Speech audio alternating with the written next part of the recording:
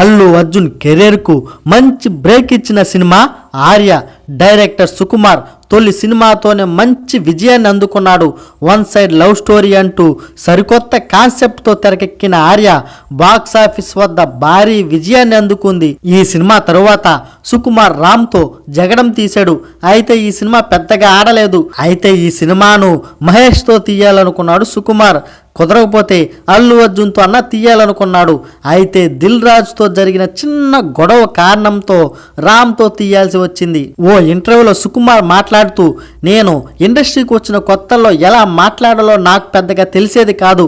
ప్రపంచం కూడా మనలాగనే ఉంటుందనుకున్నాను. ఆర్య హిట్ కావడంతో గాల్లో తేలిపోయా.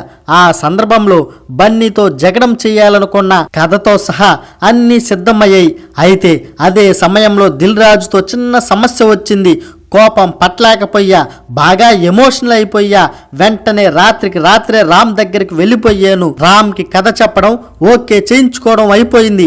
అంతేకాదు పక్క రోజే ముహూర్తం కూడా పెట్టిచ్చేశా. ముహూర్త సన్నివేశానికి బన్నీని రాజుగారిని పిలిచా. అక్కడకు దిల్ రాజు గారు వచ్చి, నీకు బుద్ధుందా, ఏంటి ఇలా చేసావు, కోపం వస్తే కనీసం చెప్పకుండా సినిమాను ఓపెన్ చేసేస్తావని నన్ను తిట్టాడు. నేను అమాయకుణ్ణని ఆయనకు తెలుసు. నేనేమో నాది వీరత్వం అనుకున్నా. మీరేమో కథలో ఆ మార్పు చెయ్యాలి ఈ మార్పు చెయ్యాలి అంటున్నారు. అసలు ఆ కథలో మార్పు చేయడం కుదరదు అని చెప్పేశాను కదా, అందుకని మార్పు చేయడం నాకు ఇష్టం లేక నేను బయటికి వచ్చేసాను అన్నాను. మొదటి సినిమా హిట్ కావడంతో నా జడ్జిమెంట్ను ఎవరైనా తప్పు అని చెప్తే నాకు కోపం వచ్చేసేది.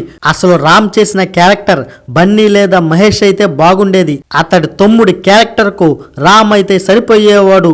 కానీ అలా జరగలేదు. జగడం సినిమా ఫ్లాప్ కావడంతో నాలోనూ మార్పు వచ్చింది. అప్పటి నుంచి ఎవరు ఏది చెప్పినా వినేవాణ్ణి అంటూ జగడం వెనక అసలు కథను చెప్పాడు డైరెక్టర్ సుకుమార్. మీరే చెప్పండి, అప్పటికి రామ్కి యాక్షన్ హీరో అనే ఇమేజ్ లేదు.